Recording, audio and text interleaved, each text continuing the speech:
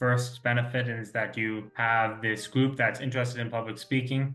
Our club as well, Postmasters, is really quite a nice mix of people from around the world in different professions, in different stages of their professions. But what really ties the club together is that everyone is very motivated to improve their public speaking, which I think is a reflection for people who are generally lifelong learners or curious people who want to improve their ability to engage in the world.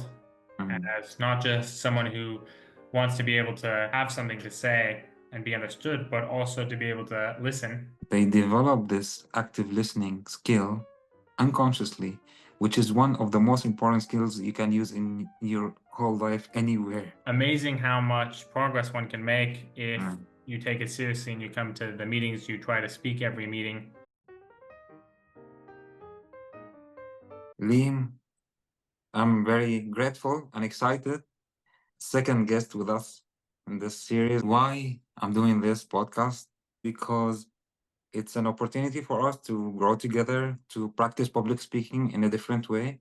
Opportunity for me to connect with the members and like one-on-one, you know. At the same time, the most important thing is to spread awareness. Toastmasters helped me a lot overcome the biggest fear in my life, speaking in front of people. Would you like to tell us a bit in the beginning about yourself? What brought you to Toastmasters or Prostmasters? How long have you been? I think it's 1 year, right? Yes, just over a year as a So, guest and as a member. yeah. What was the first thing that you thought of when you heard about Toastmasters? How did you know about it and what made you join? I've known about Toastmasters for a few years. Mm, I don't think that there was one moment where I really learned about it. It was something that came up and was apparent when I was researching speeches and people speaking internationally. I think I've seen a few of the international speak contests, just some highlights, things like this.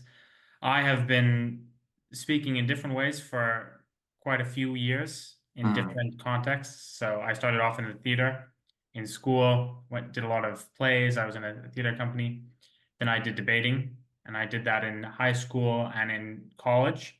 mm, That was really a strong foundation and a lot of rhetoric, but it also gave me some bad habits. So there's pros and cons to everything. And once I got to Munich, I graduated university and I started my first job here in Munich. I found that I wasn't really practicing that public speaking skill anymore. And it was something that was really important to me in the years mm, before. So I wanted to keep that up. And so I thought, let me find a place where I'm going to be able to keep practicing and building these skills. And for me, Toastmasters seemed like a good fit when I looked into it further. I already knew about it, so I decided to look into it further. I liked the model of being able to speak quite often, getting mm. feedback from more experienced members. And it seems like something that would be a good match. So I looked up some clubs in Munich. I thought Postmasters first. I thought brilliant name. Yeah. You gotta love that. So I said, why don't I go down to take a look? And from there, met everyone. I thought it was a really nice group, and I was very impressed by some of the speeches. And Mm. so I said, yeah, let's commit. And I didn't really shop around. Some people shop around and see Oh, lots of different clubs, which is probably a good idea. But I stayed. So it's been here the whole time then. when you usually speak, it's very clear that you have a clear and strong voice and you speak naturally in a confident way. You've been practicing in speaking in public in different ways for how many years? Oh, well, if you take, childhood theater classes, it's been 15 years, I suppose. But Okay. this is in different levels of intensity and really different skills. Just because you are speaking in public doesn't mean that it's going to lend itself to every speech. Of course, Mm, some things are good, confidence, for example. But in debating, the main point is what points you make, how you mm, get your message across. mm, And in the debating I did in university, it actually gave me a lot of bad habits because the most important thing in that kind of public speaking is exactly what you say. And the judges are very smart and well-trained people who can figure out what you're saying, even if you're not putting it together so well, as Mm, long as you say the words. And because of that, a lot of things like, you know, so these ticks, these filler words are easy to put in because the most important aspect of that kind of speaking is actually just getting the words out, mm, not necessarily doing it in a beautiful way. mm, So this definitely hurt some of my skills in when I'm speaking. My default is to just fill the space and mm, keep the noise level up, basically, which isn't the best way to have strong rhetoric to actually make an emotional point. But these are old habits and they die hard. mm. So it was more important, what are you saying, more than how are you delivering your speech? Yes, this is officially by Yeah. by the rule book, how you say things don't matter. But of Okay. course, if you look at the best debaters in the world, they're all very good public speakers. Mm, I wasn't one of the best debaters in the world, but I did all right, and that was really hindered perhaps by some of the bad habits that I picked up. But it was a trade-off because you can also focus very much on making a very emotional point, but you don't actually get any reasonable argument, you're going to lose mm, the debate. So mm, because of that, there was a trade-off, and I chose one strategy, which was good for the debating, but not so good for my long-term growth as a speaker. And so, in some ways, just learning on how to speak on my feet, dealing with adaptable situations, and also having the confidence to go up and say, I don't know how this is going to go, mm, but I feel confident that I can handle that. That's a great thing to take out of debating. And it's definitely a practice I encourage for people interested in public speaking, but just also generally, I think it's mm, a great exercise.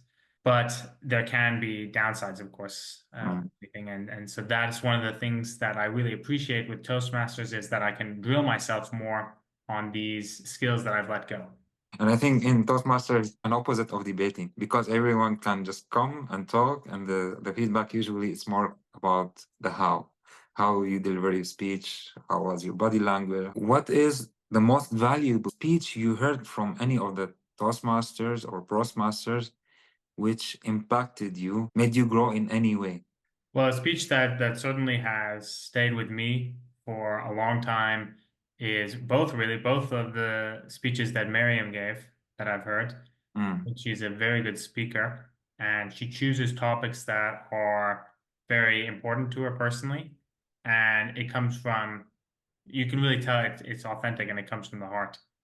I think when you have a club like Toastmasters or any kind of speaking club, people oftentimes pick their topics based on what they're working on or maybe what they think is people want to hear. mm, Sometimes the topic is really not so much this foreground, as you were saying, because we're about how you speak. mm, And so I find it quite refreshing and also, yeah, very inspiring when someone chooses oftentimes very personal and emotional topics mm, to discuss. And she does that in a very good way. So that definitely stays with me and it has made me reflect as well on what I want to be speaking about mm, because I could just write a speech about business topics or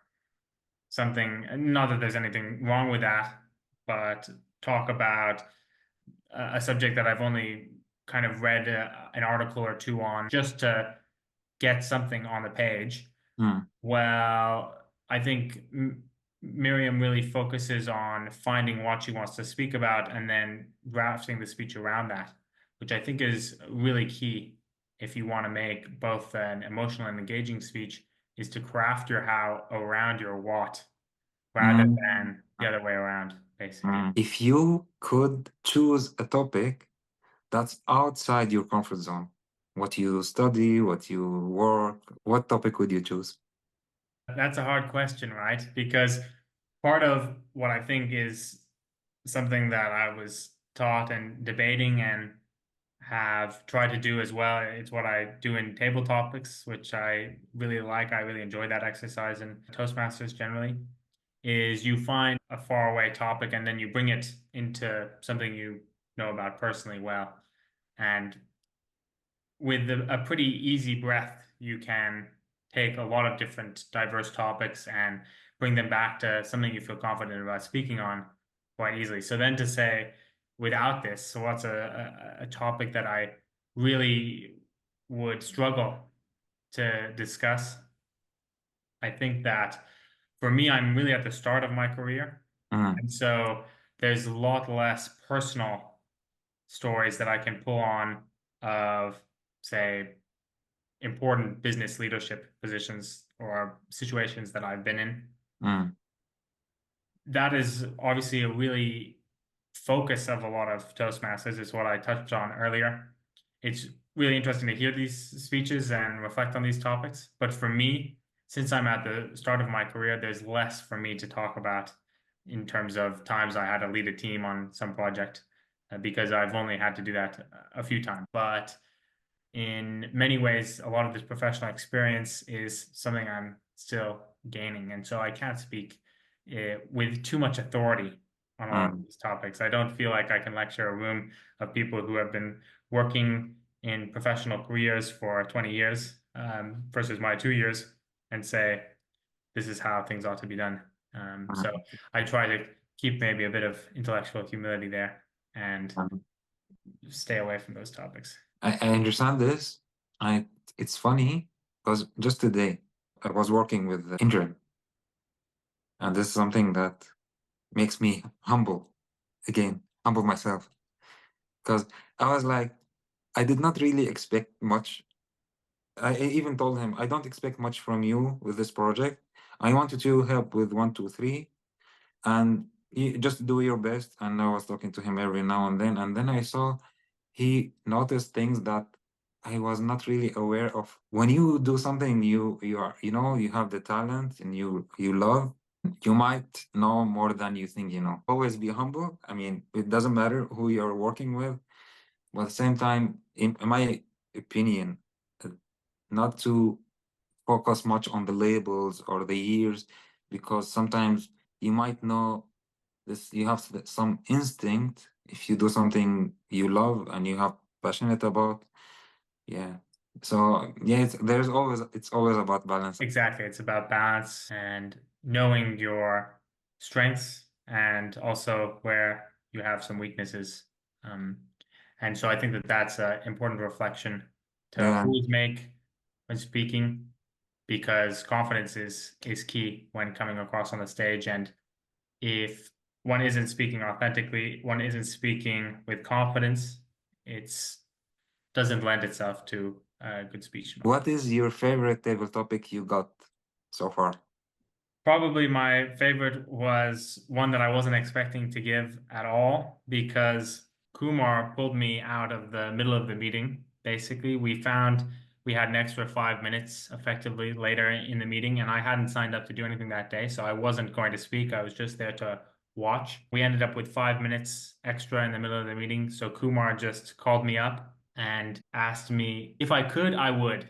That was my prompt. Mm, So with that, I thankfully had just been reading that day about the Greek ideas of wisdom, reading some Wikipedia article. And because of this, I could build a speech out of it. And having it come together so nicely was something felt really good about, uh, because it was really the first time I was able to give a table topic speech that I was really happy with.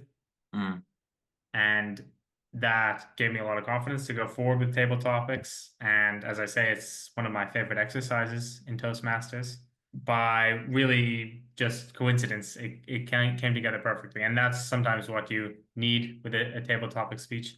But that topic also being called up in a way that I wasn't expected, it lent itself to quite a good experience, and I very much enjoyed the speech. I've been reading that day about the temple of Athena in Greece, and on the temple it said, "Know thyself," and "know thyself" was their point of their maxim for wisdom mm, that the most wise people would know this, that one should know thyself. And my point was then that just because you can do something doesn't always mean that you should do it. And the key to know if that is correct or not is to know thyself and know what your mm, priorities are, what your mm, abilities are, and what your goals are.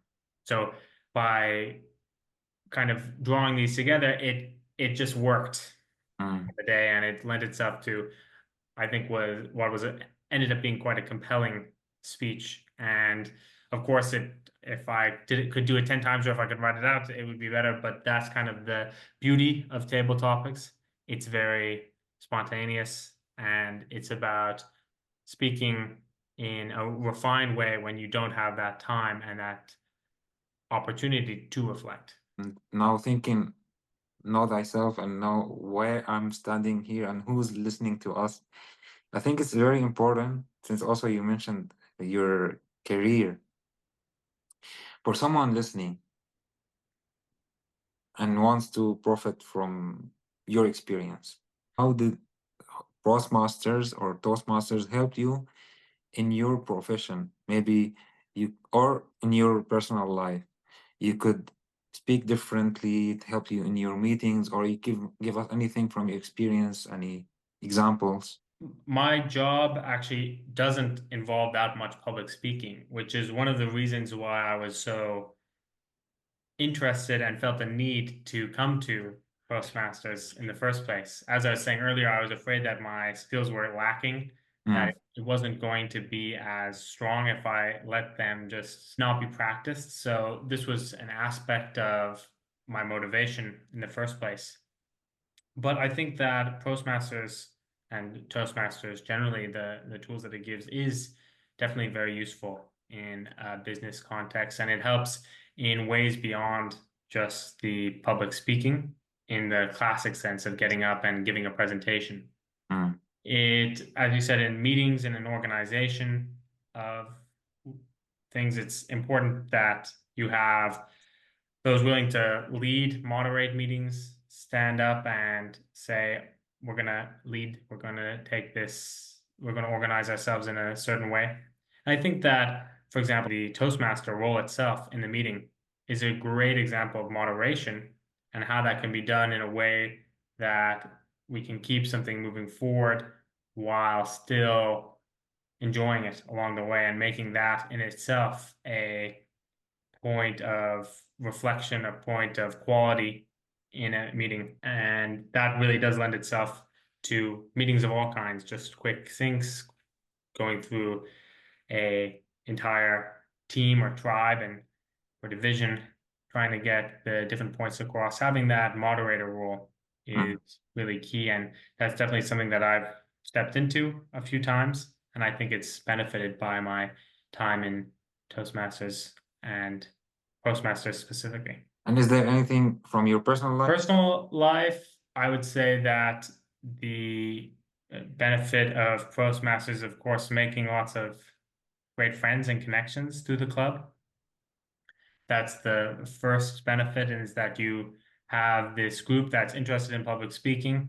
Our club as well, Postmasters, is really quite a nice mix of people from around the world in different professions, in different stages of their professions. Some are in more established industries, some are in newer ones, some have changed jobs recently.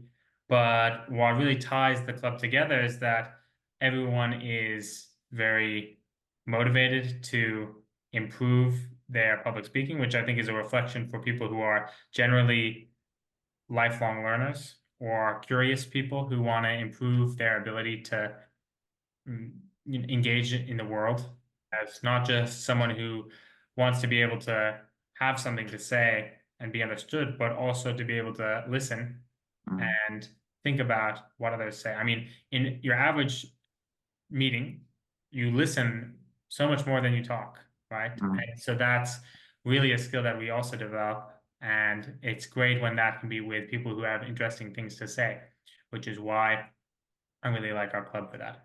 What is the thing that you are surprised either skill or any kind of benefit you got from being a Prostmaster that you didn't think about before? Specifically for the area of public speaking, I think that I came in a little bit overconfident in my skills in public speaking by able to be challenged in Mm, different ways by making speeches, writing speeches, and then seeing how others are able to succeed and what they do differently. It really was a humbling experience in a way mm, because I realized all the mistakes that I was making, all the ways that I could improve.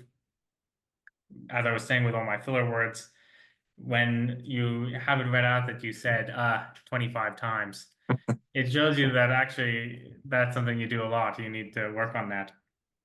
So that was certainly something that sort of surprised me. I wasn't expecting that that aspect of my speaking had degraded in such a way. And so having then the ability to reflect on that, to compare myself directly to others who are interested in speaking and who have experience in that, it was really a surprise, but a good surprise in that I was able to learn from that and go forward. mm, So that was really key in being maybe something I wasn't expecting when I came in, but still really helped is identifying that area of mm. my speaking. I think this is something also interesting for me to reflect on. The more you learn, the more you realize how much more there is to learn. And I think that that's an important aspect of trying to teach yourself new things over time and grow as a person. You can't have a closed mindset that everything that you've learned is solid and you never have to question that again. You never have to improve on that. And also having the idea that you don't need to go out and try to learn new things. Mm, So a healthy balance is, of course, good. You don't want to ruin as I said before, confidence as well, I think is really key in speaking and having a clear message and understanding of what you want to do is really tied in with that. But at the same time, it's important to have a healthy humility and a healthy reflection on what you could improve on in the future. yeah, definitely. Do you have any special moment that stood out so far in Prostmasters? I really enjoyed our Christmas party Mm, where we were all standing around and singing Christmas songs and just having a good time. I think it was a nice reflection of what a nice community it is beyond simply the speaking aspect. So the meetings, some speeches, of course, as I've mentioned before, really stand out in your mind. Some of the speeches you've given, for better or worse, stand out in your mind. But at the end of it, having that time together as a club also, I think, was quite a nice experience and one that I was happy to be a part of. celebration. Yes, exactly. Do you still feel nervous before speaking? And if you do, how do you handle it? I actually do feel nervous before I speak. I think that it is a reflection of the gravity of what speaking can do. Words are very powerful. Speaking is a great tool that Mm, you can use to make clear what your vision is for yourself, for the future, for your community. So, with this tool and this power comes a responsibility, comes a gravity. And because of that, it's also a potential for a misuse of that or a waste of that opportunity that is reflected in people's fear of public speaking, right? mm, They're one can make a great point and earn a claim, or you can also embarrass yourself speaking. And I've definitely embarrassed myself plenty of times mm, in public speaking. And of course, you think about that even when you're in a very safe space like Toastmasters, where it's not really an issue if you mess up, if you blank out on stage, you forget what you were going to say, no one will sweat it. And in most cases, when you're speaking, it's like that. mm. But of course, most people, I am definitely going to be the harshest critic on myself. And so because of that, I do get nervous sometimes when I'm about to speak, sometimes not, but generally, yes, some. But what I've learned to deal with it is, as I said before, to build up that confidence in what I can do. Thinking about how by following some basic skills, having them built up strong as a foundation for myself, I know that I can keep my speaking very organized, hopefully in a way that prevents some of the mistakes that I've had in the past. Also ensuring that I can get the point across that I want. So this just comes with experience, how I find my speaking style works best. And then also, I think it's important to have a bit of maturity around how you handle feedback and just getting used to that. That, of Mm, course, not everyone will, everyone will have some things that they don't like in your speech, and that's okay. Having a healthy reflection on that and seeing it more as a way to learn. And for those who are really scared or can't get up, I think that it is important to find that place where you think you can. Maybe that's actually not speaking in public at first, but practicing your speaking or what you consider problems with speaking. And from there, you can use that as a basis of something that you're confident in that you can do to build off into other areas. mm, To give you a bit of an idea for this, from my personal experience, when I was a kid, I had a speech impediment. I couldn't speak properly. I messed up a lot of words. And it was actually from that that I became more interested in doing the theater to begin with, because it gave me a great outlet where mm, I could speak properly because I could practice what I was going to say in advance. I could make sure that I knew how all the words were going to be said, practice them plenty of times, learn my lines. And then when I was speaking, it was very easy for me to overcome a lot of those impediments because I knew where the problems would arise and then I could tackle those. And from there, then I had a lot of fun. I was interested in mm. the theater anyway, but it gave me a nice basis from which I could get some confidence in my public speaking. And as I was able to then use that as a tool to work on my speech impediment to an Mm. extent that now you don't really notice it. So this is Yeah, a way that you can actually use public speaking as a tool to handle your fears and shortcomings in other areas. from the adversity you grow. Inspiring. You know, Oprah, she has meetings or interviews with the best public speakers, presidents, celebrities, etc. And she says every time after she finishes the meeting or the interview, almost everyone asks her this question: how did I do? It's human. I think this is part of human nature. So that's why I like to emphasize this. Someone is listening to us now and he's enjoying or she's enjoying, and they say, yes, I might come to visit the club, but I'm still considering joining. What would you tell them? They should definitely just come visit us as a guest first. They can try it out. They can maybe speak even in the table topics. And from there, they can try to inform their decision.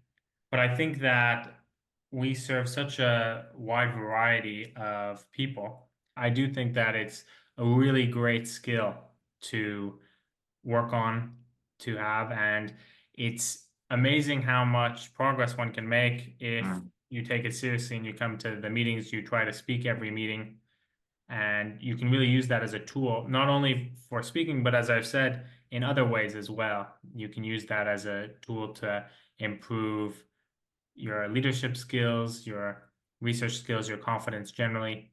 Anything can be funneled through Toastmasters and how you want to handle that. So I think in that way, it's a really good tool for your learning generally. I would definitely recommend that this person would come down and they would, yeah, try to get a little bit involved and see how it works for you. do you have any question in your mind I haven't asked you? you like to talk about before we finish? Just a free response area, I suppose. Reflecting a little bit on public speaking and on Postmasters, how it fits in.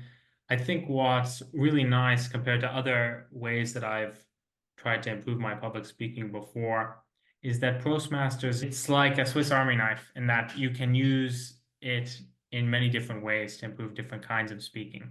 If you're speaking just in the theater or you're speaking just in debating, it's really kind of railroads you into Mm, one type of speaking and for different ways and different uses. And also, if you're just speaking at work, for example, that's also a different kind of speaking. So it's nice to have Toastmasters as a tool that has multiple uses. You can have mm. speeches of different kinds. You can really choose how you want to speak on things, what topics you want to discuss. I'm very interested in history and economics, and so my speeches usually have a bit of a spin on that, and I use that as subject matter because it's what I enjoy speaking about. But also, I can speak about, depending on maybe what my project is, things that are slightly outside of my comfort zone, like myself, for example. Mm. But these are good ways that you can improve your speaking in a more diverse range. And that's really key if you're interested in just improving speaking ability generally for uses in the future as different tools. But it's also more interesting to listen to speeches of that kind. So, as I said before, most of our meetings are not talking, they're listening. And so it's important that you are going to speeches that you want to listen to as well, because that's what your input is for your own ideas going forward. You're making me aware of something that I was not really aware of, but of course, I think everyone who is used to come to Toastmasters or Prostmasters, any kind of such clubs, they develop this active listening skill unconsciously, which is one of the most important skills you can use in your whole life anywhere. It's a key for as a communication skill. And yeah, you're right. Thank you very much, Liam. Well, I suppose on air, I'd just like to say thanks for the invite.